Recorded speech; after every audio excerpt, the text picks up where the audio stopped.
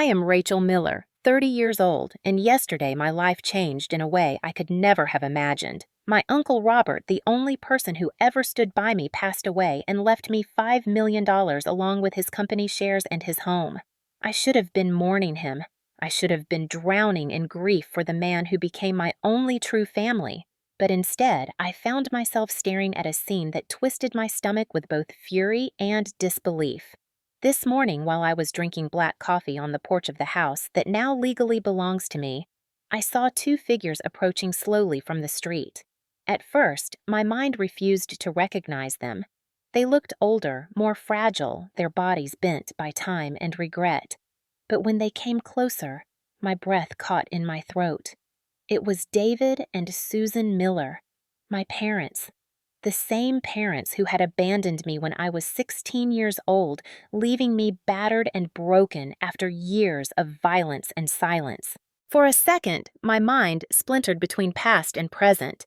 I was back in that dark apartment, the smell of beer and cigarettes in the air, the sting of my father's hand across my cheek, the hollow echo of my mother's voice telling me to stop imagining things that my father loved me even when he raised his fist. Then reality slammed back.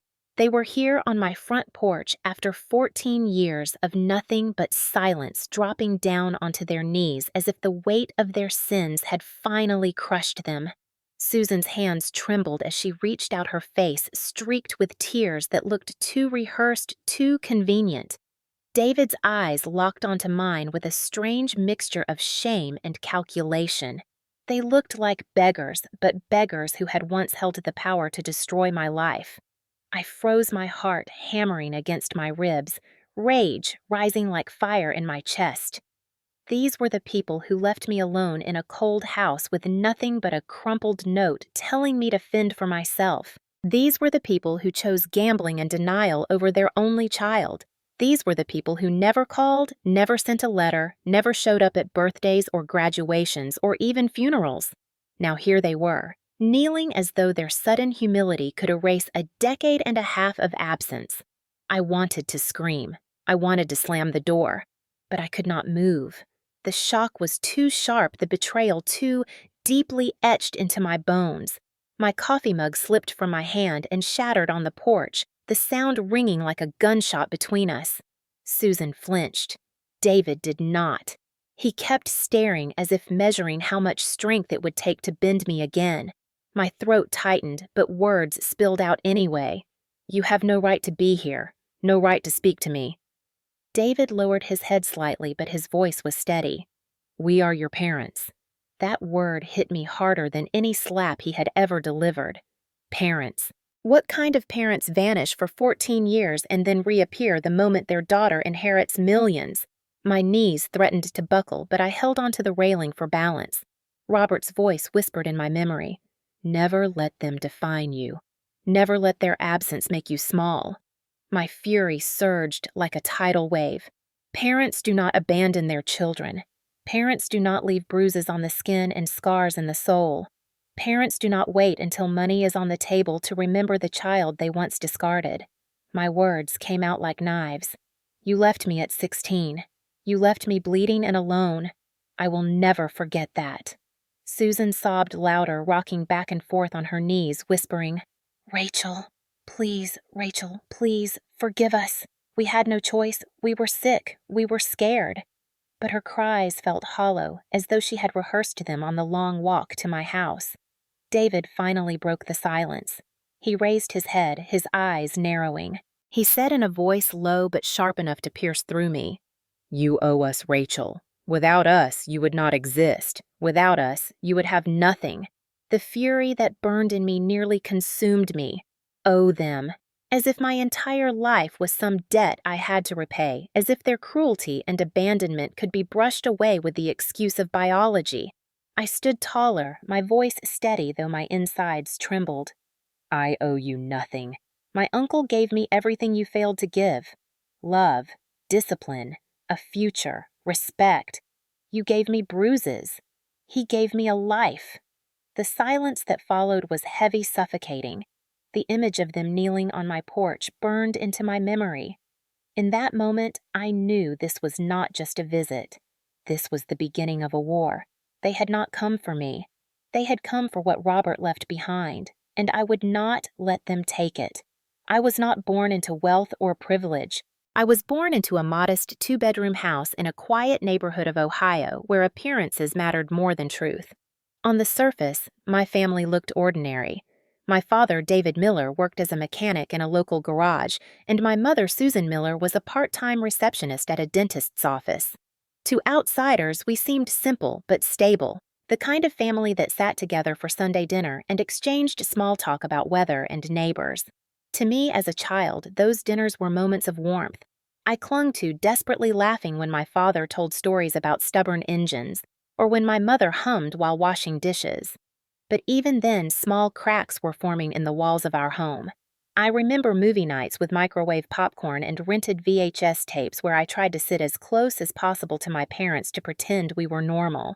I remember Christmas mornings when the tree looked sparse, but the hot chocolate smelled rich enough to make me believe happiness was possible. And yet, I also remember the whispers that turned into shouts behind closed doors, the sound of glass shattering, the heavy silence that followed. My father drank more than he worked. Some nights he came home late, reeking of alcohol and rage. My mother would either cower or defend him with trembling words, telling me not to make him angry, that he was tired, that I should just go to my room. I was too young to understand addiction, too innocent to see the control that was choking us. I thought if I was quiet enough, obedient enough, maybe the storm would pass. I cleaned my room perfectly, got good grades, smiled at my parents, hoping to earn their affection. Sometimes it worked for a fleeting moment. My father would pat my head, or my mother would bake cinnamon rolls, and I would convince myself things were getting better. But then the tension would return. I still see the look in my mother's eyes on nights she sat at the kitchen table staring into nothingness, a cigarette burning between her fingers, tears carving silent lines down her cheeks. I wanted to ask why she was sad, but her sharp voice cut me off whenever I tried. "Stop asking questions, Rachel," she would snap. "Just be a good girl." So, I learned silence. I learned to listen from behind doors, piecing together fragments of their fights. My father accusing her of wasting money, my mother begging him to stop gambling, the sound of fists pounding against the wall. I never told teachers or friends. I feared if I spoke the truth, someone would take me away, and as broken as my parents were, I still wanted them. They were my world, the only family I knew. Looking back now, I see how toxic it was, how their love was poisoned by resentment and control. But as a child, I carried hope like a fragile candle in a storm. I prayed each night that tomorrow would be different. I believed if I excelled in school or made them laugh or simply stayed invisible, they would remember I was worth keeping. Childhood for me was not a time of innocence. It was a training ground of survival. A place where I learned to measure footsteps, to read the temperature of a room by the way my father's keys jangled when he opened the door, to know whether the evening would bring a smile or a bruise. That fragile balance, that desperate attempt to keep my family together, was the foundation on which the rest of my life would be built. As I grew older, the cracks in my family's facade widened into canyons that no amount of pretending could bridge. By the time I was 12, I knew that my father David's temper was not just moodiness, but something darker, sharper, something that could cut through walls and bones. He began shouting over small mistakes: the milk left out on the counter, the shoes by the door, the homework paper smudged with eraser marks. His words were heavy with contempt, each syllable a reminder that I was never enough. Susan, my mother, rarely defended me. Sometimes she flinched with me when his hand slammed against the table, but more often she told me quietly later that I should not provoke him, that he was under stress, that I should try harder. Those excuses became my lullabies whispered just before she closed the bedroom door, leaving me alone with my fear. My father's drinking escalated from a few beers after work to bottles hidden behind cupboards, his breath permanently sour with alcohol. On weekends, he disappeared entirely, returning with red eyes and trembling hands, his voice slurring as he demanded money from my mother. I once asked him where he went, and he snapped so violently that I never dared ask again. But I overheard enough to piece it together. He gambled, chasing luck with desperation, throwing away what little we had. My mother cried softly at night in the kitchen, her hands covering her face while bills piled on the table. I wanted to comfort her, but whenever she saw me, she straightened and barked that I should go to bed. Her tenderness evaporated in those moments, leaving only a brittle shell of a woman trapped in fear. I started noticing bruises on her arms, purple shadows that she explained away as accidents from bumping into doors or falling on stairs. I was not foolish. I knew my father's fists were the real cause. The night I heard the unmistakable sound of a slap followed by her muffled sobs, something inside me cracked too. I wanted to scream at him to stop, but I was a child and he was a giant whose rage filled every corner of the house. My strategy became invisibility. I tiptoed. I studied in silence. I cleaned without being asked. I smiled when spoken to all in an effort to avoid becoming the target.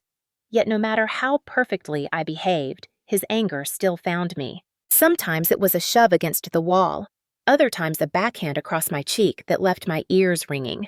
And my mother's eyes always averted, her mouth always shut, as though silence was the price she paid for survival. School was my only refuge, though. Even there, the shadows followed me. Teachers asked about the tiredness in my eyes. Friends asked about the bruises I hid under long sleeves, but I denied everything. Shame weighed heavier than truth. I feared being taken away, feared losing even the broken version of family I still clung to. I convinced myself that if I endured long enough, things would change. Perhaps my father would quit drinking. Perhaps my mother would smile again. Perhaps we would be normal. But reality hardened with each passing year. The hushed arguments became nightly battles, the financial strain worsened, and the house felt less like a home and more like a battlefield where I was both witness and casualty. By 15, the tension was unbearable. My father's absences grew longer, his returns more violent. My mother withdrew further into herself, sometimes lying in bed for days, curtains drawn, her eyes hollow. She barely spoke to me except to issue commands or complaints. The warmth I once believed in had vanished entirely, leaving me stranded in a cold space where love was conditional and always out of reach. I stopped hoping for change. I began counting days, minutes, breaths, waiting for the inevitable explosion that would destroy what little was left. I knew then that abandonment was not just a possibility, but a promise waiting to be fulfilled. The breaking point came when I was 16 years old, an age when most teenagers dream of prom nights and college applications, but for me, it was the year my entire world collapsed. It was a rainy evening in October, the kind of night when the wind howled against the windows and the power flickered. My father, David, came home later than usual, his steps uneven, his shirt stained, his eyes bloodshot. I knew immediately by the smell that he had been drinking, and by the tension in his shoulders that he had lost at whatever gambling table had lured him. He stormed into the kitchen where my mother Susan sat silently staring at a stack of unpaid bills. His voice thundered as he demanded money, and when she whispered that there was none left, he turned to me. "Rachel, give me your savings," he barked, his words slurred but his intention sharp. I had been saving from part-time tutoring jobs and babysitting a few $100s tucked away in an envelope for college dreams I hardly believed in. I shook my head and said no, my voice trembling but firm. That single word detonated his fury. In one swift motion, his hand lashed across my face, the slap so powerful it sent me sprawling onto the kitchen floor. My cheek burned, my head rang, and when I tried to stand, his fist shoved me back down. My mother's voice pierced through the haze, but it was not to protect me. She cried out, "Stop, David," not because he was hurting me, but because she feared he might go too far and draw attention. Then, as I lay there, she looked at me with eyes I will never forget, eyes that were cold and resigned, and she said, "You brought this on yourself, Rachel." The betrayal cut deeper than the blow. I staggered to my room that night with tears mixing with blood, pressing a towel to the bruise forming on my temple. My body hurt, but my soul ached more. I had believed for years that if I was perfect enough, they would love me, but in that moment, I realized perfection was impossible. I was not a daughter to them, only a burden, a punching bag, an unwanted reminder of their failures. The next morning I left for school later than usual, dreading another confrontation, but when I returned in the afternoon, the house was eerily quiet. The living room was bare, The closet doors wide open, half the clothes gone, drawers emptied. On the kitchen counter lay a torn sheet of notebook paper in my mother's familiar handwriting. It read simply, "Rachel, we cannot do this anymore. Take care of yourself. We are sorry." 16 words that severed the last tie to the people who were supposed to protect me. I called their phones over and over, each ring ending in silence or a disconnected line. Panic surged through me as I searched every corner of the house, hoping for a clue, a note, anything beyond that cold message. There was nothing. They had not just walked out, they had erased themselves from my life. That night, I sat on the floor, clutching the letter, my stomach hollow, my chest heavy. The rain outside matched the storm inside me. I cried until my throat was raw, begging in whispers for them to come back, promising I would be better, quieter, anything they wanted. But no one answered. Days blurred together. I survived on cereal and tap water too, afraid to tell anyone, terrified that social services would take me away to strangers or that my parents would return and be angry I had exposed them. I slept on the couch with the lights on, listening for footsteps that never came. On the third day, the landlord knocked, demanding rent, his suspicious eyes making it clear he would not tolerate a teenager alone. Fear pushed me to call the school counselor who brought social workers into my life. That was when everything changed, but in that moment, at 16 years old, I felt abandoned, discarded, and utterly alone. The wound of that betrayal would never fully heal. When the social worker first mentioned the name Robert Miller, I barely remembered him. He was my father's younger brother, the estranged uncle who never came to holidays, the man spoken of in harsh tones whenever my father raged about betrayal. To me, he was a shadow, someone I had glimpsed once at a family reunion when I was too young to recall his face. Yet he was the one the social worker managed to contact after days of unanswered calls to anyone else. When he arrived in our town, it was like watching another world step into mine. He drove a black sedan that gleamed even in the gray drizzle, and he stepped out in a tailored suit that looked alien on our cracked sidewalk. His presence filled the space calm, yet commanding. He did not hug me or offer words of comfort. Instead, he studied me with eyes sharp and assessing, then simply said, "Pack what you need. You are coming with me." There was no room for argument in his voice. I gathered a small bag, stuffing clothes and my worn notebook, leaving behind the remnants of a life I no longer wanted. As the social worker signed papers and explained legalities, Robert remained silent, only nodding. On the drive to New York, he asked few questions. "Are you hungry? Do you need to stop?" His sentences were clipped efficient, but there was a steadiness to them, a reliability I had never known. For the first time in years, I felt safe enough to exhale. When we arrived at his apartment overlooking Central Park, I was overwhelmed. The ceilings were high, the rooms immaculate, every detail polished. It felt like stepping into a movie, yet Robert wasted no time indulging my awe. He laid out rules immediately. Breakfast at 7, schoolwork prioritized, no excuses for laziness, respect for the house and for yourself. His tone was stern, but not cruel, his authority absolute, but without the menace I had known with my father. The difference was clear. My father's control had been about breaking me. Robert's rules were about building me. The first weeks were difficult. I longed for scraps of affection, for softness. But Robert did not provide coddling. He provided structure. When I cried at night, he did not come to comfort me, but he did leave tissues and water by my bed the next morning. When I failed a math test, he did not scold, he hired a tutor. When I struggled to adjust at my new school, he did not tell me it was fine to quit. He reminded me that resilience was a choice. His methods were not warm, but they were steady, and steadiness was something I had never known. Slowly, I began to trust him. I noticed the way he always kept his promises.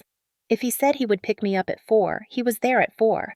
If he promised to attend a school meeting, he was there in the front row. Each fulfilled promise stitched together the torn fabric of my trust.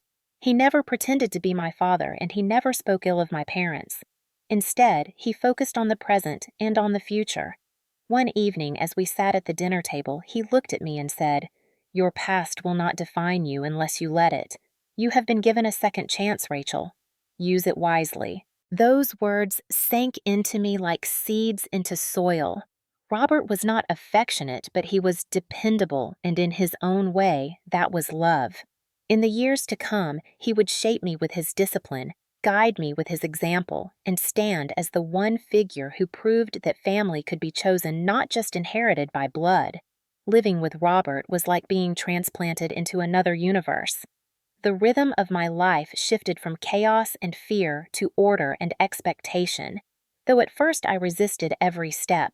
I was 16, fragile and raw from abandonment, and now I was thrust into a world of rules and structure that felt suffocating. Robert woke me at 6 each morning and expected me to be dressed and at the table for breakfast by 7. If I was late, the kitchen was closed, no exceptions.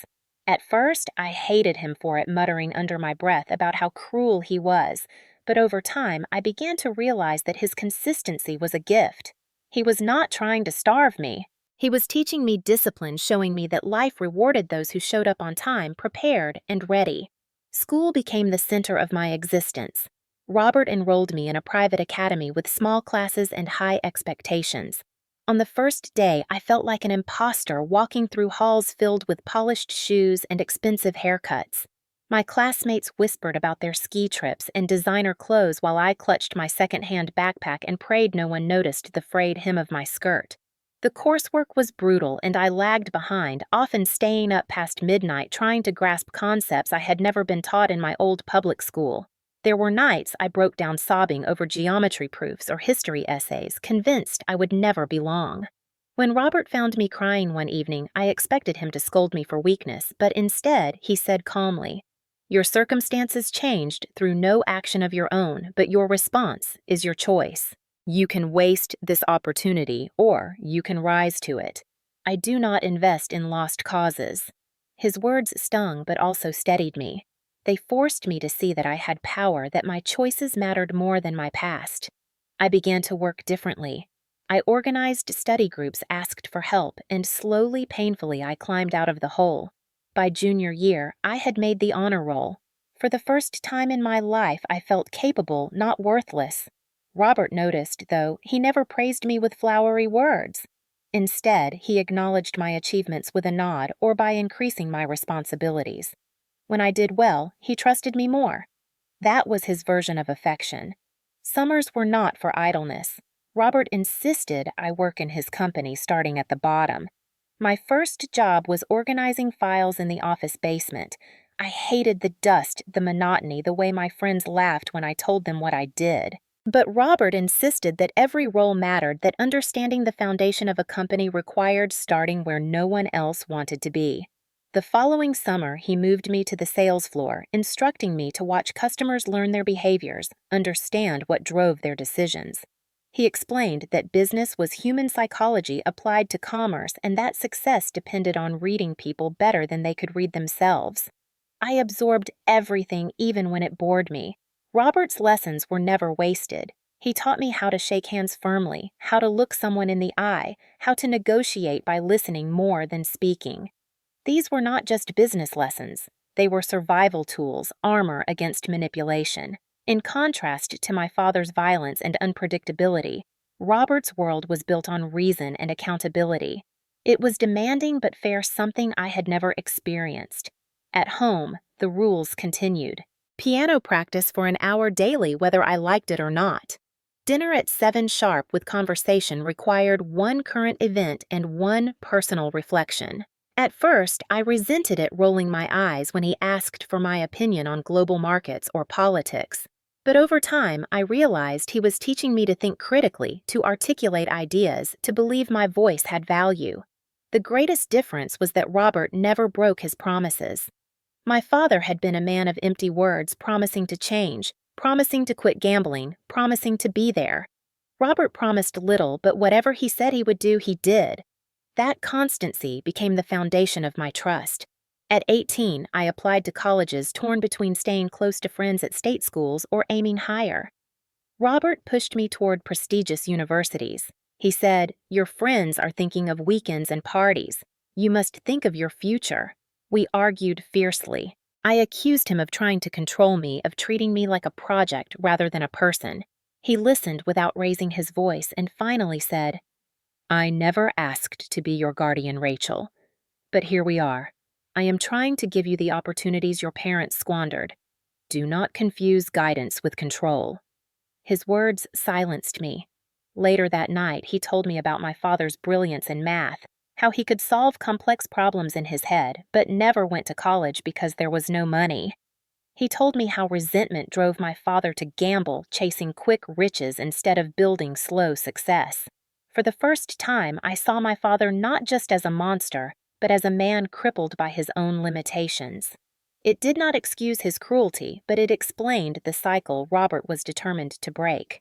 I applied to several schools and was accepted to Northwestern University.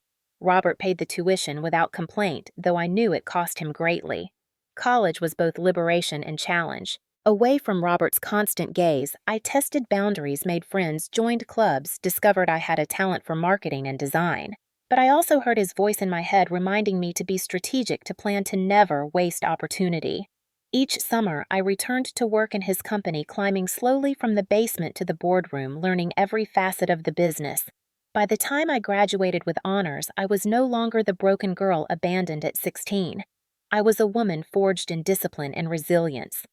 Robert shook my hand firmly at graduation, pride glinting in his eyes, though he kept his emotions contained. That handshake meant more than 1,000 embraces. It meant he believed in me. Our relationship evolved. Distance allowed warmth to seep in where rigidity had ruled. We spoke on Sundays by phone conversations that sometimes even included laughter. I began to understand that his sternness had been love all along, a love defined not by tenderness, but by consistency. Living under his roof had been hard, but it had also been salvation. By the time I was 22, I no longer longed for the parents who had left me. I longed only to make Robert proud. Life with Robert had taught me structure and resilience, but nothing prepared me for the day I learned he was sick. I was 25 and working at a marketing firm in Chicago when I got the call. His voice on the other end was steady but thinner than usual. "Rachel, I need you to come home. There are some things we must discuss." When I arrived at his apartment overlooking Central Park, I noticed immediately that he had lost weight. His once firm posture was slightly stooped, and his sharp eyes were rimmed with fatigue. He waved off my concern at first, but eventually admitted the truth. It was cancer. Advanced. He had known for months, but had not wanted to distract me from my new career. Anger and grief surged inside me. I accused him of shutting me out, of not trusting me to stand by him. He listened calmly, as always, then said, "You were meant to fly, Rachel. I could not risk you grounding yourself in my illness." It was both infuriating and heartbreaking the way he always put my future above his own needs. The months that followed were a blur of hospital visits and treatments. Robert faced the illness with the same discipline he had lived his life, arriving at appointments on time, taking notes, asking doctors direct questions. He never complained, though the pain was etched into his face. I tried to stay strong for him, but often cried in the quiet of the night, remembering how he had rescued me from despair at 16 and knowing I could not rescue him now. One evening, as we sat by his bedside, he said, "Rachel, you must remember that family is not just blood. Family is those who choose to stand with you. Do not let the ghosts of your parents haunt you. You owe them nothing." Those words freed me more than any therapy could have. They released me from the lingering guilt of wondering whether I had driven my parents away. Robert's final months were marked by quiet dignity. He continued to run his business from his laptop, giving instructions even from the hospital bed. I saw in him a model of perseverance, a man who refused to be diminished by circumstance. On a gray morning in November, he passed away, his hand gripping mine tightly until the very end. Losing him felt like losing the ground beneath my feet. Yet even in death, he had planned everything. His will was meticulous. He left his company to trusted partners and friends, but to me, he left something more personal. Letters written over the years, sealed and dated, each one a message of guidance for milestones he would not live to see. The first read simply, "Rachel, I am proud of you. Never doubt your worth." Alongside the letters was a trust fund that would ensure I never struggled for stability again. It was not vast wealth, but it was security, a foundation. More than the money, it was his faith in me that mattered. His death shattered me, but his legacy built me. Robert had stepped into my life when I had no one and given me the tools to survive, to thrive, to rise above the cruelty of my parents. His illness had stripped away his strength, but never his resolve, and in the end, his final gift was not just financial, but emotional. He left me with the conviction that I could carry his lessons forward, that I could build a life defined not by abandonment, but by resilience. The day I learned about the inheritance was both surreal and overwhelming. After Robert's funeral, the attorney summoned me to his office in Manhattan. The building was lined with polished marble, the kind of place that always made me feel like an intruder, but I walked in with my head held high because I knew Robert would want me to stand tall. The attorney, a gray-haired man named Mr. Lanning, greeted me with solemn respect before spreading a stack of documents across his desk. "Rachel, your uncle left very specific instructions regarding his estate. He said you would be the sole heir to a portion of his personal fortune." My stomach nodded as I listened. A portion turned out to be $5 million. The number seemed absurd, almost unreal, as though it belonged to someone else's life. I sat frozen as Mr. Lanning explained the logistics of trusts and accounts, but the only words echoing in my head were, "5 million." That night alone in my apartment, I stared at the ceiling and cried. It was not joy or greed that brought tears, but grief. Robert had worked his entire life to build stability and security, and now I held in my hands the fruit of his labor. It felt like carrying his legacy in numbers and paper. The weight of responsibility was immense. I did not rush to spend a dime. Instead, I let the money sit untouched while I wrestled with what it meant. Friends tried to celebrate with me, suggesting trips and luxuries, but their excitement rang hollow. I knew this money was not a lottery win. It was Robert's final act of love and trust. It was meant to give me the life my parents had stolen. I spent weeks reflecting, reading Robert's letters, each one filled with advice. One read, "Rachel, money is only a tool. It magnifies who you already are. Use it with wisdom." His words guided me. Slowly, I began to make decisions. I paid off my student loans, erasing the debt that had loomed over me for years. I bought a modest home in a quiet neighborhood, not a mansion, but a place that felt like mine. I set aside funds for investment, determined to grow what Robert had entrusted me with rather than squander it. More importantly, I established a scholarship in his name for students who had grown up in foster care. I knew he would have approved. Each act felt like a conversation with him, as though his presence lingered through my choices. Yet with each step forward, memories of my parents gnawed at me. They had abandoned me without hesitation, casting me aside as worthless. But now I held a fortune that represented everything they had denied me. I wondered if they even remembered my existence. A part of me longed for them to know, not because I wanted reconciliation, but because I wanted them to see what they had thrown away. The inheritance did not erase the scars of abandonment. If anything, it sharpened them. I thought of the nights I had gone hungry while my parents gambled away money, the bruises left by my father's hands, the silence of my mother who never intervened. Now I could afford feasts, security protection, but I could never buy back the childhood they had stolen.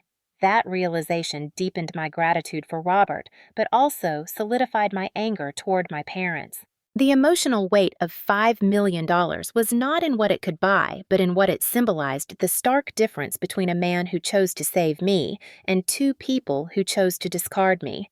I confided these feelings to a therapist who reminded me that wealth does not solve wounds. She urged me to grieve both the loss of Robert and the loss of the parents I had never truly had. Slowly, I began to accept that the inheritance was not a replacement for love, but a resource for building a future. Still, I could not escape the thought that my parents, wherever they were, would eventually hear about it. News like that traveled, and when they did, they would come back not out of love, but out of greed. I both dreaded and anticipated that day. I imagined their faces when they saw the life I had built, the stability and dignity they had denied me. I imagined their excuses, their pleas, their twisted logic. I rehearsed in my mind what I would say, how I would hold my ground. For now, though, I focused on honoring Robert. I continued working at the marketing firm, investing the money carefully and volunteering with foster youth programs. I refused to let the inheritance isolate me. Instead, I used it as a bridge to connect with those who had once walked the path I knew too well. At night, when loneliness crept in, I reread Robert's last letter. Rachel, you are stronger than you believe. The money is not my gift. My gift is the faith that you will use it well. Never forget that you are not defined by what was taken from you, but by what you choose to build. Those words steadied me every time fear threatened to overwhelm me. $5 million was not freedom. Freedom was the knowledge that I was no longer at the mercy of anyone else's cruelty. The money was only a shield one Robert had placed in my hands so I could walk into the world unbroken. And though I knew my parents would come one day, I no longer feared them. For the first time in my life, I held the power and I was determined never to let it go. It happened on an ordinary morning that began with the smell of fresh coffee and the soft hum of the city waking outside my window. I had just stepped onto the porch with my mug in hand when I froze. There on the steps of my modest home were the two people I had not seen since the night they abandoned me at 16, my mother and father. Their faces were age-worn by years of hardship, but I recognized the arrogance in my father's jaw and the brittle calculation in my mother's eyes. What stunned me most, though, was their posture. They were on their knees. My mug slipped from my hand and shattered against the porch coffee, splattering across the wood like spilled ink. For a long moment, none of us spoke. Then my father raised his head, and his voice carried that same commanding tone he had used when I was a child. Rachel, we have come back because family should forgive. We know about the inheritance. You are our daughter, and you owe us respect. His words sliced through me like old wounds reopening. My mother chimed in, her voice trembling with rehearsed sorrow. We were young and foolish. We made mistakes, but we love you. Let us come home. I stood frozen, the ghosts of my past colliding with the reality of the present. They wanted entry not into my home, but into the fortune Robert had entrusted to me. My chest tightened with a rush of emotions, rage, disbelief, grief. I remembered the nights of hunger, the bruises, the abandonment. Their sudden performance of love was too grotesque to bear. You left me on the street when I was 16, I said, my voice shaking. You watched me starve. You beat me and broke me. You never came back. And now you crawl to my porch because you smell money. My father's eyes darkened, but he forced a smile. We did what we had to, but now God has given us a second chance. You have wealth, Rachel. Do not let it corrupt you. Share it with your family. His manipulation was familiar, the same twisting of words he had used to justify his cruelty. My mother added her plea, tears sliding down her face, though her eyes remained cold. We are your parents. Without us, you would not exist. It is your duty to care for us now. That phrase, without us, you would not exist, was the same line he had once snarled when striking me. It lit a fire in me. I stepped closer, my voice firm. I owe you nothing. My uncle gave me everything you failed to give: stability, respect, love. You abandoned me, and now you are nothing but strangers at my door. Their faces shifted, the false contrition melting into raw desperation. My father's hands clenched. Do not forget where you came from, Rachel. Blood is blood. Money cannot change that. He reached for the door frame as if to push his way inside, but I stood my ground, my voice rising. Blood is not love. Blood is not family. You taught me that when you left me to die. Robert taught me what family truly means, and it is not you. The neighbors across the street had begun to watch, curtains twitching. The public nature of their humiliation only heightened their panic. My mother sobbed louder, trying to paint herself as a victim, while my father's temper began to crack. His voice grew harsher, the veneer of repentance fading. If you do not help us, we will tell everyone what an ungrateful daughter you are. We will drag your name through the mud. You will regret this. The old fear tried to rise in me, but I forced it down. I squared my shoulders and said calmly, Do whatever you must. The truth is on my side. I will not give you a cent. You have no power over me anymore. They faltered at that, as though struck by the realization that their hold on me was gone. My father's bravado wilted, his shoulders slumping, while my mother clutched his arm, whispering frantic words. For a long, tense moment, we stared at one another, the child they had discarded now standing unbroken while they knelt in the dirt. Finally, I pointed toward the street. "Leave. Do not ever come back. If you do, I will call the police." My voice carried across the block, and I felt the eyes of the neighbors solidify my stand. My parents hesitated, then slowly rose to their feet. They looked smaller than I remembered, diminished not just by age, but by the collapse of their authority. They shuffled down the steps, my mother glancing back once with a look of bitterness that pierced but did not break me. As they disappeared around the corner, my legs shook, but I remained standing. The battle had not ended, I knew. They would try again in other ways, but the moment on that porch marked a turning point. For the first time, I had faced them not as the terrified girl they had left behind, but as the woman Robert had helped me become. I closed the door, the shards of my broken mug scattered across the floor, and whispered to myself, I owe them nothing. The words felt like both a vow and a release, sealing the past behind me as I stepped fully into my future. In the days that followed their first appearance at my porch, I thought perhaps the humiliation had been enough to drive them away for good. But I was wrong. Within a week, the phone calls began. At first, they came from unknown numbers with hesitant voices that fell silent when I answered. Then came the letters slipped under my door, written in my mother's trembling handwriting, begging for help, insisting that they had changed. Each word dripped with manipulation, dressed as repentance. I ignored them until one evening I returned home to find my father waiting on the steps again, his figure looming in the twilight. This time he was not on his knees. His arms were crossed, his jaw set in the same intimidating glare I remembered from childhood. "Rachel," he barked, "you are making a mistake. We are family, whether you like it or not. This fortune is not just yours. You will share it." I felt the old fear rise like bile in my throat, but I steadied myself. My voice was calm, though my hands trembled. "I told you once I owe you nothing. Leave before I call the police." He laughed a harsh sound that sent shivers down my spine. "You think the police will help you. You are still the same scared girl I left behind. You cannot erase your blood." My mother appeared behind him, wringing her hands, tears streaming down her face. "Rachel, please listen. We have nothing. We are living in a shelter. Do you want your own parents to starve?" Her words were crafted like arrows aimed at my conscience, but they bounced against the armor Robert had given me. Neighbors began gathering again, drawn by the raised voices. Mr. Thompson, the elderly man from across the street, leaned on his cane, watching silently. I realized then that this confrontation was no longer private. Their desperation was on display. My father noticed, too, his face twisting with rage. "Stop making a spectacle," he hissed. "Invite us in, or we will take matters into our own hands." I stepped forward until the porch light shone on my face and spoke loudly enough for every witness to hear. "These people abandoned me when I was 16.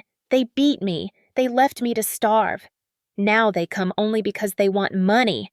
They are not family." Gasps rippled through the small crowd.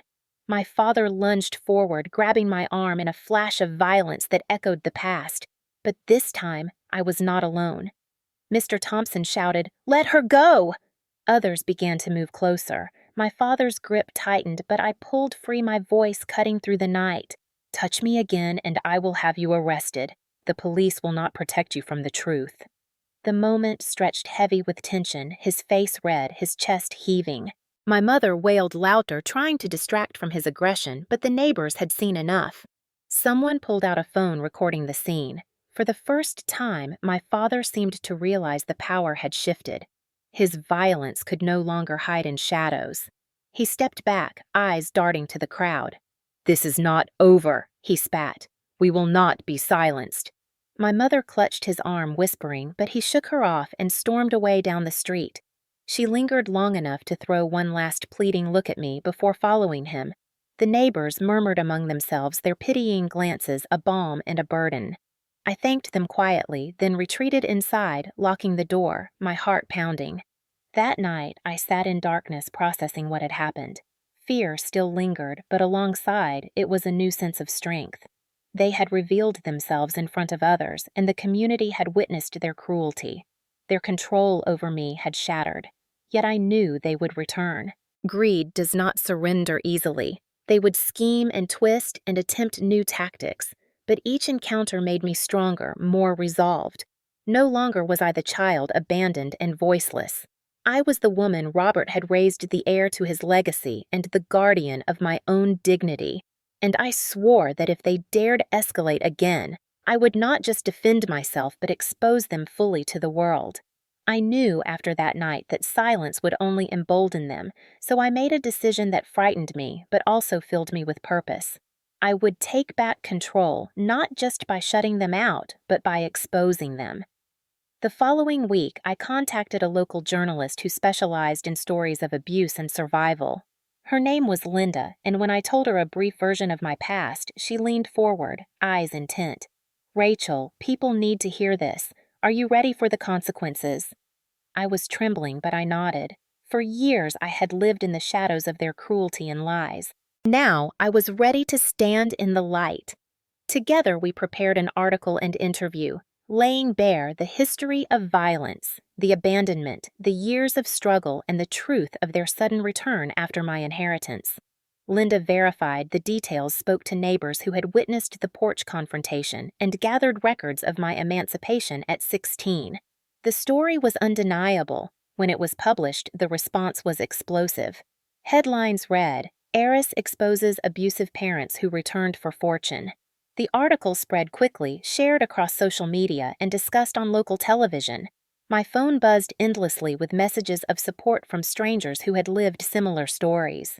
Survivors of abuse reached out saying, "Thank you for giving voice to what we could not." The community around me rallied. Neighbors dropped off food flowers and handwritten notes of solidarity. For the first time, I felt not like a victim, but like part of something larger, a chorus of voices refusing to be silenced. But the exposure also brought fury from my parents. They appeared outside my workplace one afternoon, shouting at cameras that I was a liar, an ungrateful child poisoning their reputation. Their words, however, fell flat. The public had already seen the video of my father grabbing me. The narrative of who they truly were was clear. In desperation, they filed a lawsuit demanding a share of the inheritance claiming parental rights. My lawyer laughed at the absurdity, but I insisted we take it seriously. I wanted this to be the final severing of ties. In court, the contrast was stark. I stood steady, backed by evidence of abuse and abandonment. They sat hunched, their testimony riddled with contradictions. The judge listened patiently, then delivered a ruling that reverberated through me like a bell. Their claim was denied. They had no legal right to my inheritance. Moreover, the judge admonished them publicly for their actions. "You abandoned your child. You forfeited any claim to her life." The gavel struck, and with it years of fear shattered. My parents' faces went pale, realizing not only had they lost the money, but they had been condemned in a court of law. Outside the courthouse, cameras flashed, capturing their humiliation as they fled from questions. The revenge I had dreamed of was not through violence or cruelty, but through truth, through exposure, through justice. And it was far sweeter than I had imagined. That evening, I returned home to find the porch quiet, bathed in the golden light of dusk. I stood where they had once knelt and breathed deeply. For the first time, the space felt mine, not tainted by their shadows. I whispered to the memory of Robert, "I did it. I defended what you gave me. I defended myself." The battle had ended not with fists, but with truth, and in that victory I felt a freedom I had long thought impossible. In the weeks after the court ruling, life felt both strangely quiet and overwhelmingly full. The noise of public attention slowly faded, leaving me with a house that was finally still. My parents had disappeared from the neighborhood, no longer lurking at my porch or screaming in the street. For the first time in years, I could step outside without bracing for confrontation. Yet the silence also forced me to confront the weight of everything that had happened. I often sat on the porch in the evenings, looking at the street where so many battles had been fought. The wood still bore faint stains from that first shattered mug of coffee, but instead of reminding me of fear, it now felt like a marker of survival. Neighbors would wave as they passed, sometimes stopping to check in. Mr. Thompson told me one evening, "Rachel, you showed us what courage looks like." Those words humbled me because courage had never felt natural to me.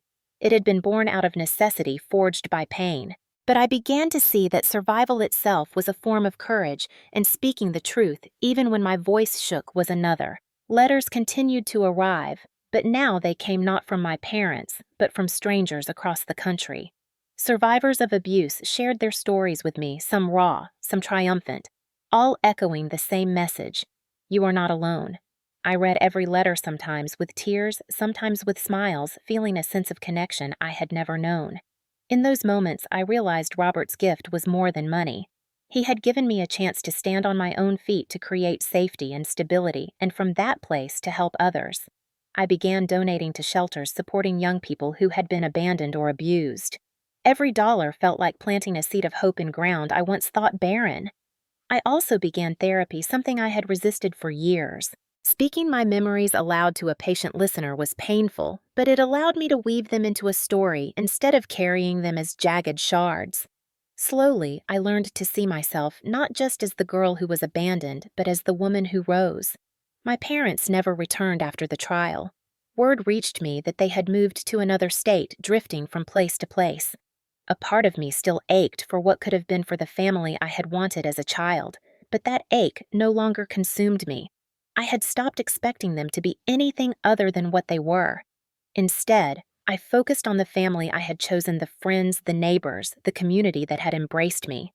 On the anniversary of Robert's passing, I visited his grave bringing a bouquet of white lilies, his favorite. I sat on the grass and spoke aloud. Thank you for believing in me when no one else did. Thank you for giving me the strength to fight.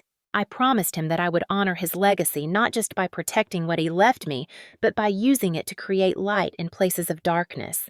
As the sun dipped behind the horizon, I felt a sense of closure. The story of my parents no longer defined me. It was a chapter, but not the whole book. My life was mine to write now. Walking back to my car, I whispered the words that had become my mantra: I owe them nothing. And for the first time, the phrase carried no anger, no bitterness, only peace.